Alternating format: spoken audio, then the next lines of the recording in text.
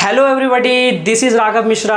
कैसे हो आप सभी लोग। आज के वीडियो लेक्चर में हम क्या करने वाले हैं, आज हम करेंगे आपके क्लास 12th इंग्लिश का reading comprehension and extract based questions.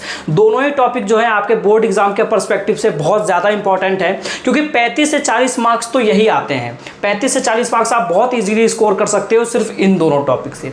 देखिए, मुझे पता है बहुत सारे बच्चों को प्रॉब्लम होती है कॉम्प्रिहेंशन में, रीडिंग कॉम्प्रिहेंशन में, एक्सट्रैक्ट बेस्ड क्वेश्चंस में समझ नहीं आता क्वेश्चंस को पढ़ करके कि आंसर कहाँ है, कुछ भी समझ में नहीं आता है। देखिए, बात यह है कि जब हम छोटे थे तो बहुत सिंपल रीडिंग कॉम्प्रिहेंशन आते थे। हम क्वेश्चंस को पढ़ते थे, पैसेज देखते थे, हमें एग्जैक्ट वैसा लाइन मिलता था, हम उसे उतार देते थे। एक्सट्रैक्ट भी बहुत सिंपल आते थे। बट आपको पता है बाबू कि अब ऐसे एक्सट्रैक्ट बेस्ड क्वेश्चंस, ऐसे कॉम्प्रिहेंशन नहीं आते हैं। अब जो बोर्ड्स देता है वो बहुत ही हार्ड देता है, जो आपको पढ़ के कॉम्प्रिहेंड करना पड़ता है, समझना पड़ता है, तभी आप अच्छे से कर पाओगे। क्या इसका मतलब ये बहुत टफ है, फुल मार्क्स स्कोर नहीं किया जा सकता? तो ऐसा बिल्कुल भी नहीं है, बहुत आसान है। आज की वीडियो में मैं आपको कुछ इन दोनों टॉपिक्स के कुछ ऐसे टिप्स एंड ट्रिक्स देने वाला हूं जिसको फॉलो करके आप इनमें फुल मार्क्स स्कोर करके आओगे, इस बात की गारंटी मेरी है। तो बस एक कॉपी पेन लेके बैठ जाइए, आप नोट करते चलिएगा, वीडियो एंड तक देखिए बिना स्किप किए। छोटी सी वीडियो होने वाली है। आज इस टॉपिक का जो आपका प्रॉब्लम है उसको जड़ से खत्म करते हैं। तो चलिए स्टार्ट करते हैं। तो चलिए पहले स्टार्ट करते हैं रीडिंग कॉम्प्रिहेंशन। उससे पहले मैं आपको एक चीज बता दूं, सभी चैप्टर्स के summary and most important competency based questions के लिए भी मैंने पूरी प्लेलिस्ट तैयार कर दिया है। सभी चैप्टर्स को आप कुछ मिनटों में अपना सिलेबस कवर कर सकते हो इंग्लिश का। लिंक मैं आपको डिस्क्रिप्शन में डाल दूंगा, आप चेकआउट कर सकते हो, पूरी प्लेलिस्ट बनी हुई है। तो देखिए, कहते हैं पहले हम समझते हैं कि अनसीन पैसेज यानी कि रीडिंग कॉम्प्रिहेंशन है वो आपको कैसे करना है। सबसे पहले आपको इसमें यह समझना होगा बाबू, मैं आपको एक चीज क्लियर कर देता हूं कि बोर्ड्स आपको कॉम्प्रिहेंशन देते क्यों हैं। आप बस ये समझ जाओगे ना कि बोर्ड्स का मोटिव क्या है, बोर्ड क्यों देते हैं, ये आपका 50% काम हो जाएगा। वो आपसे चाहते क्या है, आप जैसे बोर्ड एग्जाम में जो पूछा जाएगा, जो बोर्ड्स आपसे चाहती है वो आप उनको प्रोवाइड करोगे, तभी तो आप जो चाहते हो इनके मार्क्स वो आपको प्रोवाइड करेंगे। तो आप बस ये समझ जाओ कि इसके थ्रू आपसे जानना क्या चाहते हैं। तो आपसे बेसिकली दो टाइप के पैसेज पूछे जाएंगे। पहला पैसेज कौन सा पूछा जाएगा बाबू, बताओ। पहला होगा नैरेटिव। नैरेटिव का सीधा सा मतलब आप जानते हो ना, यानी कि कोई स्टोरी नरेट की गई है, आपको किसी बारे में कोई स्टोरी बताई गई है, कोई है ना, जैसे किसी भी चीज़ पे इंसोमनिया बता दिया, या कोई स्टोरी है किसी के बारे में, स्टोरी है टाइम मैनेजमेंट पे है, हेल्थ पे है, कोई भी स्टोरी आपको बता दी गई। दूसरा आपसे पूछा जाएगा फैक्चुअल। पहला वाला जो पैसेज होता है आप देखोगे आपके पेपर में, तो पहला नैरेटिव होता है ना, जिसमें स्टोरी नरेट की गई होती है, कुछ आपको इन्फॉर्मेशन दिया गया होता है ना। दूसरा होता है फैक्चुअल। फैक्चुअल में क्या, डेटा दिया जाएगा आपको, जिसमें बात होगी डेटा पर, फैक्ट्स पे, ठीक है। यहाँ पे आपको डेटा और फैक्ट्स पे दिया जाएगा इन्फॉर्मेशन। डेटा दिया गया, फैक्चुअल मतलब समझ लो फैक्ट्स बताए गए हैं, डेटा बताए गए हैं। नैरेटिव में आपको स्टोरी बताया गया है कि स्टोरी सारी चीज़ें कैसी है, वो सारी चीज़ें इन्फॉर्मेशन दिया गया है। तो आप पहले ये समझ लो कि दो टाइप के आपसे अनसीन पैसेज पूछे जाएंगे। अब सबसे बड़ा सवाल जिसके लिए आप ये वीडियो देख रहे हो कि अनसीन पैसेज में आपको फुल मार्क्स कैसे स्कोर करना है, आपको कैसे आपकी सारी प्रॉब्लम सॉल्व होगी। तो देखिए, इसके बेसिकली 5 मैं आपको टिप्स दे रहा हूँ, बस आपको ये 5 टिप्स को फॉलो करना है। तो ध्यान से देखिएगा। देखिए, पहला टिप जो आपको याद रखना है, यूटिलाइज योर रीडिंग टाइम। बहुत सारे बच्चों को पता है इंग्लिश एक ऐसा पेपर होता है बाबू, आप यकीन मानो हर साल अपने बहुत सारे ऐसे बच्चे होते हैं जिनका इंग्लिश का पेपर छूट जाता है। क्यों पता है, इंग्लिश का पेपर लेंदी होता है, उसके साथ साथ बच्चों को टाइम मैनेज करना ही नहीं आता है। मैं आपको एक चीज बता देता हूं, आप अभी से आदत डाल लो, आपको बहुत फायदा होने वाला है, बहुत फायदा होने वाला है। क्या, अपना रीडिंग टाइम को यूटिलाइज करो। ये मैं अनसीन पैसेज के टिप्स में क्यों बोल रहा हूं, ये बहुत ज़रूरी है, आप बात को समझो। आपको जो रीडिंग टाइम मिलता है ना 15 मिनट, आपको कोई ज़रूरत नहीं है पूरा पेपर देखने की। बच्चे बहुत बड़ी गलती कर देते हैं इंग्लिश के पेपर में कि रीडिंग इंग्लिश क्यों, बाकी के पेपर्स में मैं आपको बताऊंगा कि आपको रीडिंग टाइम कैसे यूटिलाइज करना है। बट इंग्लिश में आपको एक चीज़ ध्यान रखना है, पूरा पेपर नहीं पढ़ना है। आपका गोल होना चाहिए उस 15 मिनट में एटलीस्ट जो आपका पहला अनसीन पैसेज होगा उसके आंसर आपको पता हो जाने चाहिए। समझ रहे हो मैं क्या कह रहा हूँ? आप खुद सोचो, जब 15 मिनट में सारे बच्चे उलट पुलट कर रहे होंगे, मैं आपको चीज़ बताऊँ, अगर आप 15 मिनट में सारा पेपर देख भी लोगे ना, उसके नुकसान है, बहुत ज़्यादा फायदे नहीं है। पहला नुकसान, जो आप एक अनसीन पैसेज कर कर सकते थे उस 15 मिनट में अपने माइंड में। लिखना अलाउड नहीं होता, बट माइंड में अगर हो गया, आपको पता चल गया मुझे क्या लिखना है, कहाँ से लिखना है, तो आपको समझ में आ जाएगा। जैसे ही बोलेंगे लिखना स्टार्ट करो, तुरंत तुरंत लिख दोगे, आपको खोजना नहीं पड़ेगा।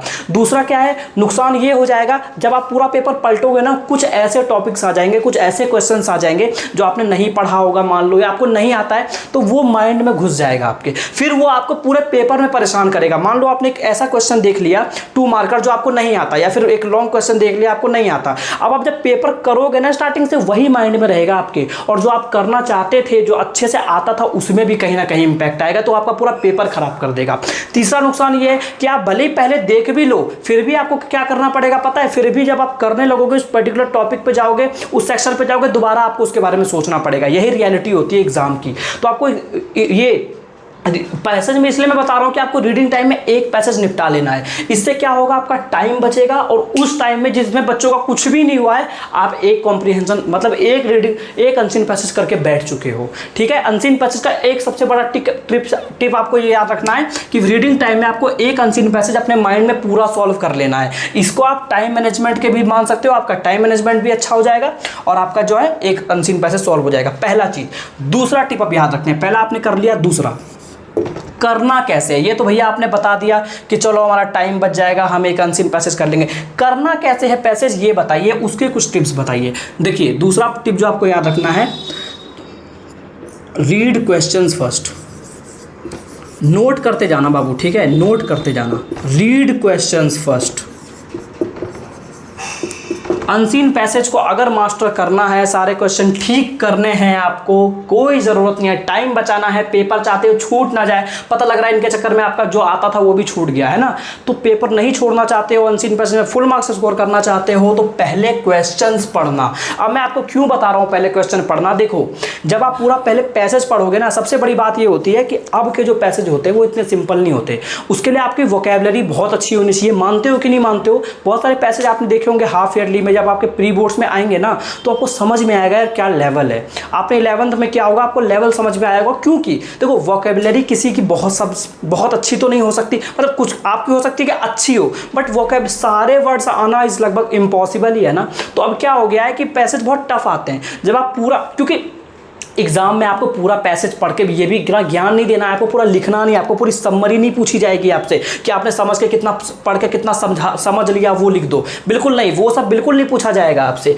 तो आप क्यों पढ़ोगे, आप अपना क्यों टाइम वेस्ट करोगे, अपने माइंड पे क्यों अननेसेसरी प्रेशर डालना है ना, क्यों पढ़ना है, पहले क्वेश्चन पढ़ना। पहले जैसे मान लो आपने क्वेश्चन नंबर 1 पढ़ा, ठीक है, क्वेश्चन नंबर 1 पढ़ा, पहले क्वेश्चन पढ़ना फिर पैसेज में जाना। और एक चीज़ और होती है अनसीन पैसेज में कि क्वेश्चन के जो आंसर होंगे ना वो सीक्वेंस वाइज होंगे, मतलब अगर फर्स्ट क्वेश्चन है तो उसका आंसर पैसेज के स्टार्टिंग में ही आंसर मिलेगा आपको, सेकंड होगा तो उसके बाद मिलेगा थर्ड। ये भी मैं आपको एक ट्रिक बता देता हूं, अगर आपको ऐसा पता होगा, आप इतना सारा करके आए हो तो वो पता लग जाता है, लेकिन नहीं पता तो ये भी मैं आपको एक चीज बताते जाता हूं कि अगर क्वेश्चन नंबर 1 है तो हो सकता है आपको उसका आंसर स्टार्टिंग में ही मिलेगा, सेकंड होगा तो उसके बाद थर्ड।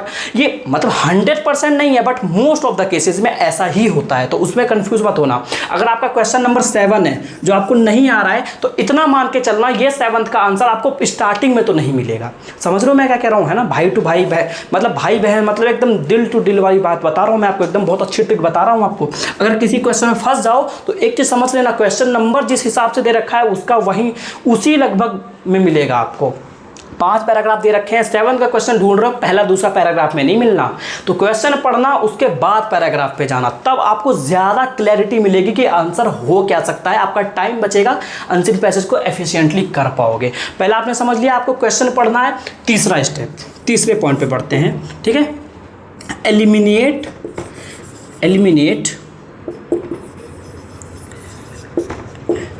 इलॉजिकल। अभी हम यहाँ देख रहे हैं कि आपको आंसर कैसे पता लगाना है। पहले तो आपने समझ लिया कि अनसीन पैसेज करने का तरीका क्या होता है, पहले तरीका सीखा आपने, पहले 2 स्टेप में आपने तरीका सीखा। अब यहाँ ये 3 ट्रिक्स हम समझेंगे आपको आंसर तुरंत कैसे निकालना है। Eliminate illogical options.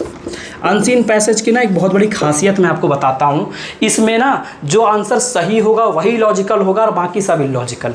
आप ये करके देख लेना, आप पिछले साल के पेपर्स उठा लो, जितने भी अनसीन पैसेज उठा लो, CUET भी दोगे ना अगले साल CUET भी जब आप दोगे तो आपको एक चीज़ रियलाइज़ होगी, CUET में भी ज़्यादा अनसीन पैसेज पूछा जाता है, वहाँ भी सेम चीज़ होती है, बोर्ड में भी सेम चीज़ होता है, जो आंसर सही होगा उसके अलावा सारे इलॉजिकल होंगे।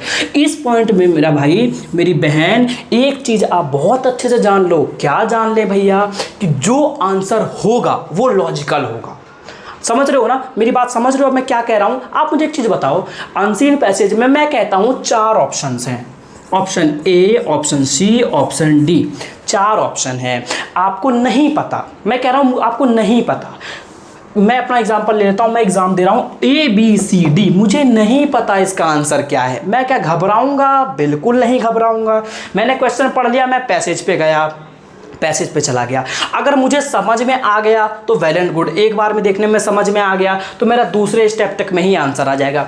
नहीं आता है, जो कि बहुत पॉसिबिलिटीज़ होती है कि ऐसे समझ में, मतलब दूसरे स्टेप तक आ जाएगा समझ में, अगर मतलब नहीं आता है वो कैब इतनी, मतलब कुछ हार्ड वर्ड आ गए उसमें, या आप नहीं कर पा रहे, आप कंफ्यूज हो गए, तो आप बस इतना समझ लेना, कोई भी ऑप्शन हो, आपको नहीं पता कौन सा ऑप्शन है, कोई भी ऑप्शन होगा तो लॉजिकल ही ना, आंसर तो इलॉजिकल हो ही नहीं सकता, आंसर तो लॉजिकल ही होगा, ये बात हमें पता है। अब आप देखो थर्ड पॉइंट लगाओ, अगर आपको सेकंड से नहीं मिला आंसर, थर्ड पॉइंट पे आओ, ABCD में जितने आपको इलॉजिकल ऑप्शंस लग रहे हैं एलिमिनेट कर दो, और ज़्यादातर चांसेस होते हैं, 95% चांस होगा 2 क्वेश्चन तो आपको देखते समझ में आएगा इलॉजिकल है। क्वेश्चन पढ़ना, पैसेज पे जाना, ढूंढ लेना, मिल गया तो बहुत अच्छा, नहीं मिला तो भी दिक्कत नहीं है, हम अगले स्टेप पे चलेंगे। 2 ऑप्शंस अगर हमें देखना है कि इलॉजिकल ऑप्शंस क्या है, एलिमिनेट कर देना, मान लो C और D एग्जाम्पल के साथ। आप अनसीन देखो, इसकी टेंशन मत लेना कि मैं आपको अनसीन, अभी कुछ वीडियो जब अगले आएंगे तो मैं आपको अनसीन पैसेज करवाऊंगा, तब आपको ये ट्रिक्स में याद दिलवाऊंगा कि जो मैंने आपको बताया था वो काम कर रहा है कि नहीं कर रहा है। अभी मैं वीडियो को बहुत ज़्यादा लेंदी नहीं करना चाहता हूँ, इसलिए मैं आपको अभी क्वेश्चंस, लेकिन आप टेंशन मत लेना, आपको ये लग रहा होगा क्वेश्चन करवाऊँ, मैं ढेर सारे क्वेश्चन करवाऊंगा, आपको प्रोवाइड करूँगा, आपके सामने यही स्टेप्स लगा के आपको सॉल्व करवाऊंगा, आप खुद कहोगे, बस आपको समझते जाना है अभी करना कैसे है, ठीक है। अगले वीडियोज़ में हम सब करेंगे, डोंट वरी। C और D आपने जैसे 2 ऑप्शंस को एलिमिनेट कर दिया, अब आपके पास 2 ऑप्शंस बचे, आप इन्हीं में तो कंफ्यूज हो गए, और अगर आप सिर्फ 2 ऑप्शन बचे ना तो ऐसा बहुत कम चांस होता है कि आपको पैराग्राफ में आंसर ना मिले, क्योंकि आपके पास 4 रहेंगे, अब 2 ऑप्शंस है, उनमें से आप, मुझे पता है इतना तो लॉजिक सब में होता है, कोई बेवकूफ़ नहीं है, आप बहुत तेज हो, आप बहुत सही हो, कोई दिक्कत नहीं है, मुझे पता है, आपका कर लोगे यार, आराम से कर लोगे, ठीक है। ये आपको समझ आना है कि आपको जितने भी इलॉजिकल ऑप्शंस है उनको एलिमिनेट कर देना है, ठीक है। चौथा पॉइंट देखो, चौथा टिप जो आपको याद रखना है, ठीक है, always be logical, be logical. English का पेपर जो होता है ना, मैं कहूँगा इंग्लिश का paper wrong, logical paper right. English के पेपर में आपको बता देता हूँ, अनसीन पैसेज हो, एक्सट्रैक्ट बेस्ड क्वेश्चंस हो, पूरा इंग्लिश का पेपर हो, लॉजिक कभी मत छोड़ना, चाहे 10th में हो, 11th में हो, 12th में हो, लॉजिक मत छोड़ना। इंग्लिश के एग्जाम में लॉजिक जीतता है। आपको मैं चीज़ बताता हूँ, मैंने आपको यहाँ बताया ना कि आपको जितने भी इलॉजिकल ऑप्शन है उनको कट करते जाना है, ये चीज़ सोचते जाना है क्या हो सकता है क्या। हाँ, एक चीज़ ध्यान रखना, जो चीज़ पैसेज में गिवन हो वही, आपको अपना एक्स्ट्रा बुद्धि नहीं चलाना है, यहाँ बिल्कुल भी एक्स्ट्रा बुद्धि चलाने की जरूरत नहीं है। बस कॉम्प्रीहेंशन का ये मतलब होता है कि आप कॉम्प्रीहेंड कितना कर पा रहे हो, दी हुई चीजें आप उसको ग्रैस्प कितना कर पा रहे हो, समझ कितना पा रहे हो। तो आंसर हमेशा पैसेज से मिला जुला देना, ये चीज ध्यान रखना।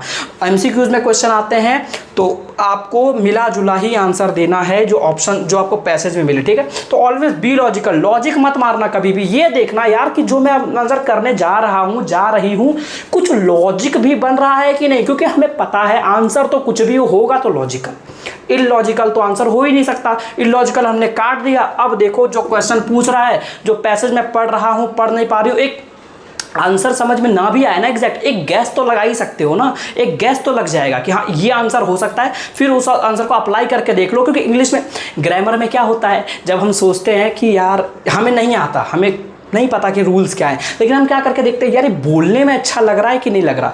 करते हैं ना, सब करते हैं। अगर करते हैं तो हाँ कमेंट में बताना, मैंने तो ये चीज़ बहुत किया है। मुझे लगता है आप में से बहुत ऐसे स्टूडेंट्स होंगे जो करते होंगे कि रूल नहीं, बोलने में अच्छा लग रहा है तो हम सही कर देंगे। कई बार होता है हमारे साथ। तो उसी तरीके से लॉजिकल रहना है आपको, क्योंकि ऐसा यहाँ कुछ भी नहीं होता है जो आपने पढ़ा नहीं है, बस आपको अपना रिकॉल करना होता है। जो आपने पढ़ा है उसको आपको अपने इंट्यूशन को ट्रस्ट करना होता है। तो लॉजिकल रहना हमेशा, बस ये ध्यान रखना कि जो अप्लाई करके करके देख लेना, आपको लग रहा है ठीक है तो ठीक ही होगा, ठीक है। और ये मत सोचना जो आपको पहले आए ना मन में वो करना, किसी के चक्कर में मत रहना उसने कुछ किया है तो मैंने गलत कर दिया।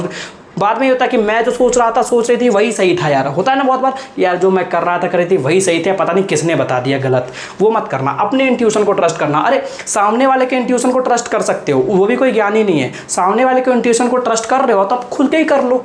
अरे चांस तो वो भी है कि उसने वो जो सामने वाला बता रहा है वो भी गलत हो सकता है, तो मैं खुद का करके गलत तो लूँ, खुद का ही करके गलत हो लेते हैं, कम से कम एटलीस्ट ये तो रहेगा मैंने अपने इंट्यूशन को ट्रस्ट किया। तो ऑलवेज बी लॉजिकल। ये 4 ऑप्शन थे, समझ में आ गए ना आपके। चलते हैं 5वें ऑप्शन की तरफ, 5वें टिप्स की तरफ। टिप नंबर 5 देखिए, वर्क ऑन वोकैबुलरी। ये भी बहुत इंपॉर्टेंट चीज़ है, मैं आपको बताता हूँ क्यों।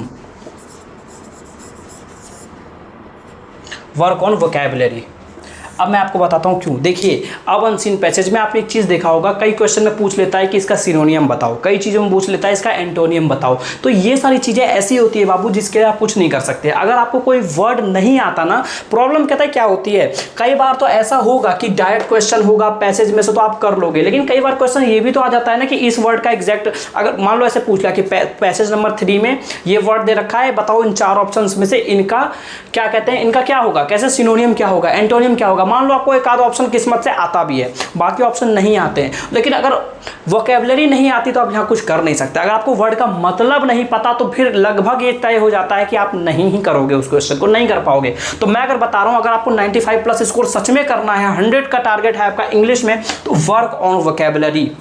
ये बहुत, मैं आपको अगर ये कहूँ कि सिर्फ आप ये टिप्स देखो, नो डाउट ये जो मैंने आपको टिप्स बताया है ना, ये बहुत अच्छे टिप्स हैं, इनको जरूर फॉलो करना, इससे ही आप सभी में फुल मार्क्स स्कोर कर पाओगे। लेकिन एक चीज़ भी रियलिटी ये है कि आप एक्सट्रैक्ट बेस्ड क्वेश्चन करोगे, आप इंग्लिश करोगे, है ना, ये सारी चीज़ें करोगे, तो आपको एक चीज़ पे काम करना है, वोकैबुलरी पे। क्योंकि कुछ क्वेश्चन तो ऐसे जरूर आएंगे जहाँ पे ये ट्रिक्स भी काम नहीं करेंगे, यहाँ पे काम करेगा प्योर आपका नॉलेज, आपके पास नॉलेज कितनी है, आपको इंग्लिश पर पता क्या चीज़ है, कितना आता है आपको, तो वोकैबुलरी पे काम करना जरूर। अब सबसे बड़ी सवाल, वोकैबुलरी पे कैसे काम करें, ये वर्ड्स तो इतने सारे हैं, तो मैं आपको बता देता हूँ। आप यार देखो, कहीं भी आप ऑनलाइन कर सकते हो, आप चैट जीपीटी का यूज़ कर सकते हो। नहीं, अगर आपको नहीं समझ में आ रहा कि वोकैबुलरी कहाँ से पढ़ना है, आप कमेंट कर देना। अगर आपको लगता है कि हमें वोकैबुलरी की ज़रूरत है, हमें कहाँ से पढ़ना है, सारे रिसोर्सेज मिल जाए इंपॉर्टेंट वोकैबुलरी जो हमें एग्जाम में डायरेक्ट हेल्प करे, आप कमेंट कर देना। मैं इसके लिए ज़रूर आपके लिए एक वीडियो बनाऊंगा जिसमें हम आपको सभी मतलब जितने भी इंपॉर्टेंट वोकैबुलरी है, जिससे आपको बिल्कुल ही सारी टेंशन खत्म हो जाए, मैं आपको प्रोवाइड कर दूंगा वोकैबुलरी, इसकी टेंशन मत लेना।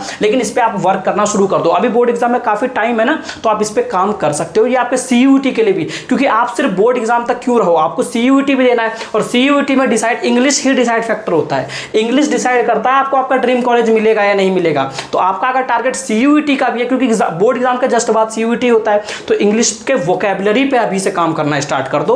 वोकैबुलरी बहुत ज़रूरी है। ये तो बात हो गई रीडिंग कॉम्प्रिहेंशन, चाहे वो नैरेटिव हो चाहे फैक्चुअल हो। फैक्चुअल वाला में आपको फैक्ट पे ज़्यादा जोर देना है, फैक्ट ज़्यादा लिखने है उसमें। तो ये तो हो गया आपका रीडिंग कॉम्प्रिहेंशन, कैसे करना है, फुल मार्क्स कैसे स्कोर करना है, टिप्स एंड ट्रिक्स क्या आपको ध्यान रखना है, तो आप इसने इसको नोट डाउन कर लिया होगा।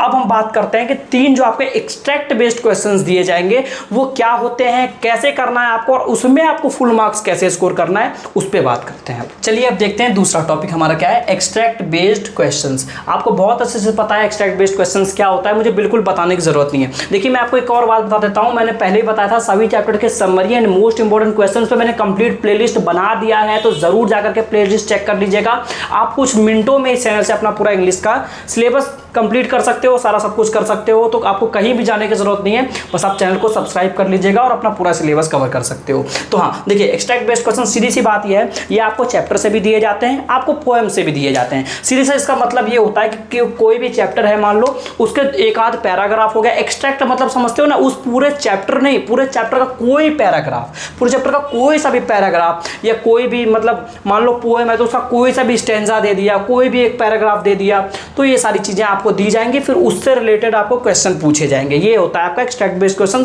3 क्वेश्चंस तो आते हैं, बहुत इंपॉर्टेंट है। यहाँ पे आप अगर थोड़ा सा ध्यान दोगे तो आपको पूरे मार्क्स स्कोर कर सकते हो, बहुत ईजी होता है स्कोर करना। अब इसको कैसे करेंगे, बहुत सारे बच्चों को यहाँ भी दिक्कत आ जाती है। देखिए इसका आपको 5 टिप्स मैं दूंगा, इसमें भी ये भी ध्यान रखना है। पहला, don't rely only on extract. इसका क्या मतलब है भैया, ये क्या कहना चाहते हो? मतलब एक्सट्रैक्ट बेस्ड क्वेश्चन है और आप कह रहे हो कि सिर्फ एक्सट्रैक्ट पे रिलाई मत करना, ये क्या बात होती है? तो समझ ही नहीं आया कुछ। मैं बता रहा हूँ क्या, देखो कई बार ये होता है बाबू, मैं आपको एक्सपीरियंस से बता रहा हूँ, आप पेपर उठा के देखना। अब बोर्ड्स पता है क्या करते हैं, कई बार आपके प्री बोर्ड में, हाफ ईयरली में, बोर्ड्स में एक्सट्रैक्ट में ही ऐसे क्वेश्चन आएंगे, आप एक्सट्रैक्ट में मेल से लिखवा के ले लो, ढूंढते रह जाओगे, आंसर नहीं मिलेगा। मान लो एक्सट्रैक्ट दे दिया, ठीक है, 5 लाइन का एक दे दिया पैराग्राफ, एक क्वेश्चन आ गया, आप उस ढूंढते रह जाओ पैराग्राफ में से, आपको आंसर नहीं मिलेगा, नहीं मिलेगा एक्सट्रैक्ट में से, क्योंकि ज़रूरी है ही नहीं कि जो क्वेश्चन है वो सिर्फ एक्सट्रैक्ट पे ही बेस्ड हो, नहीं, वो आपको चैप्टर में से कहीं से भी पूछा जा सकता है। 5 क्वेश्चंस दिए हैं तो 3 क्वेश्चंस होता है कि आपको एक्सट्रैक्ट से आंसर मिल जाएगा उसका, बट एक आध क्वेश्चंस ऐसे भी होते हैं जो आपको एक्सट्रैक्ट में ढूंढते रह जाओ, नहीं मिलेगा, उसके लिए आपको पूरा चैप्टर पता होना चाहिए। तो मेरा सीधा सा कहने का मतलब ये है कि आप ये कभी मत सोच लेना सिर्फ कि सिर्फ एक्सट्रैक्ट में ही मुझे सारे क्वेश्चन मिल जाएंगे। तो क्या आप चैप्टर पता हो चाहे ना पता हो, वहीं पे पैराग्राफ पढ़ लेंगे, ये चैप्टर स्किप कर रखा है, कुछ पता नहीं है, वहीं चैप्टर में इंग्लिश तो आती है, पढ़ के समझ तो आ ही जाता है, पढ़ लेंगे, देख लेंगे, नहीं कर पाओगे, फुल मार्क्स स्कोर नहीं कर पाओगे। मैं आपको बता रहा हूं, अगर आपको फुल मार्क्स स्कोर करने हैं, इंग्लिश में 95 प्लस जाना है, तो आपको कुछ चीजें हैं जो कोई नहीं बताएगा, जो सिर्फ मैं बता रहा हूं आपको। आप कोई पॉइंट ना पूरे यूट्यूब पे ढूंढ लेना, कोई भी नहीं बताएगा, सब बताए एक्सट्रैक्ट बेस्ड क्वेश्चन ऐसे कर लेना, वैसे कर लेना, करवा देंगे, बट ये पॉइंट आपको कोई नहीं बताएगा जो मैं अपने एक्सपीरियंस से बता रहा हूं। सिर्फ आपको एक्सट्रैक्ट में क्वेश्चन के आंसर नहीं मिलेगा, आपको उसके लिए पूरा चैप्टर पता होना चाहिए। तो एक बेसिक अंडरस्टैंडिंग पूरे चैप्टर की आपको लेके चलनी है एक्सट्रैक्ट बेस्ड क्वेश्चन में भी, पहला ट्रिक। दूसरा, ठीक है, दूसरा है आपको सभी चैप्टर्स के, सभी जो आपके चैप्टर्स होंगे उसका आपको ऑथर का नेम पता होना चाहिए, क्योंकि चैप्टर में से भी एक्सट्रैक्ट बेस्ड क्वेश्चंस आ जाते हैं और ऑथर का नाम पूछ लिया जाता है, ठीक है। तो ये 2 चीज़ ध्यान रखिएगा, पहला एक्सट्रैक्ट पे सिर्फ बेस्ड नहीं रहना, आपको पूरे चैप्टर की बेसिक अंडरस्टैंडिंग होनी चाहिए। दूसरा, आपको क्या करना है, ये तो आपको याद करना पड़ेगा ना, तो ऑथर का नाम, आपको सभी चैप्टर के ऑथर का नाम याद रखना। तीसरा, सभी पोएम्स के पोइट्स के नाम याद रखना। आप देखना पोइट्स के नाम कई भी बार पूछ लिया जाता है, खासकर पोएम में, चैप्टर में ही पूछ लेते हैं बच्चे। पता क्या सोचते हैं, पता क्या होता है मिस्टेक, बच्चे कभी कभी सोच लेते हैं कि हम पोइट के नाम तो हमें याद ही है, और कई बार क्या होता है, कई बार हो जाता है स्कैम, कई बार हो जाता है मामला ग्लिच, मामला गलत हो जाता है, ऑथर के नाम पूछ लिया जाता है और बच्चे स्किप कर देते हैं ऑथर के नाम। उनको लगता है यार चैप्टर में से क्या ऑथर के नाम पूछेंगे, पॉइंट्स हमें पता है, और ऑथर के नाम में 1 मार्क्स कट जाता है। पता है इंग्लिश ये वाला मैं इसलिए करवा रहा हूँ, ये सब अनसीन पैसेज ये, क्योंकि यहाँ ऐसा नहीं है कि आपको आधे मार्क्स मिल जाएंगे। यहाँ 2 ही सिचुएशन होती है, यहाँ पे सिर्फ 2 ही सिनेरियोज होंगे, या तो पूरा 1 नंबर मिलेगा या तो पूरा 1 नंबर जाएगा। ऑथर का नाम नहीं पता, 1 नंबर नहीं जाएगा, पता है 1 नंबर आएगा, सीधी बात। यहाँ आधा और 7.5 0.75 का कोई सीन नहीं चलता, यहाँ सीधा चलता है 1 या 0।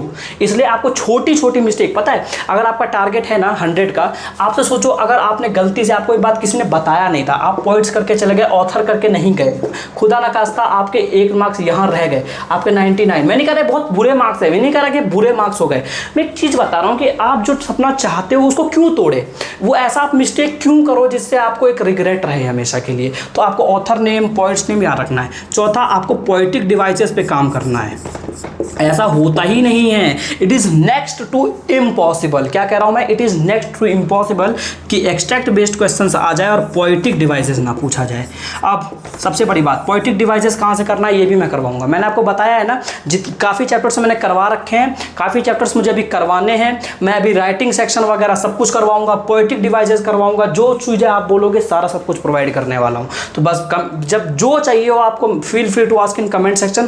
क्लास 12 ह्यूमैनिटीज़ का history, political science, economics, English सब पढ़ाता हूँ मैं, ठीक है। क्लास 10 SST इंग्लिश सब कुछ, स्ट्रेटजीज वीडियो सारा सब कुछ यहीं मिल जाएगा। तो चैनल को सब्सक्राइब जरूर कर लीजिएगा। तो पोएटिक डिवाइसेस आपको जरूर कर लेना है अच्छे से। 5वां, इसमें भी वोकैबुलरी का बहुत बड़ा रोल है, इसमें भी वोकैबुलरी का बहुत बड़ा रोल है, ठीक है। यहाँ भी सिनोनियम एंटोनियम कई बार पूछ लिया जाता है कि इसका सिनोनियम बताओ, इसका एंटोनियम बताओ। तो वोकैबुलरी जो ये 5th वाला पॉइंट मैंने आपको बताया था ना, रीडिंग कॉम्प्रिहेंशन, इसमें भी तो ये बड़ा आपको क्यों मैं बार बार जोर दे रहा हूँ पता है आपको लग रहा होगा कि वोकैबुलरी, यकीन मानो मैं तुम्हें सच बता रहा हूँ, अपने एक्सपीरियंस से बता रहा हूँ।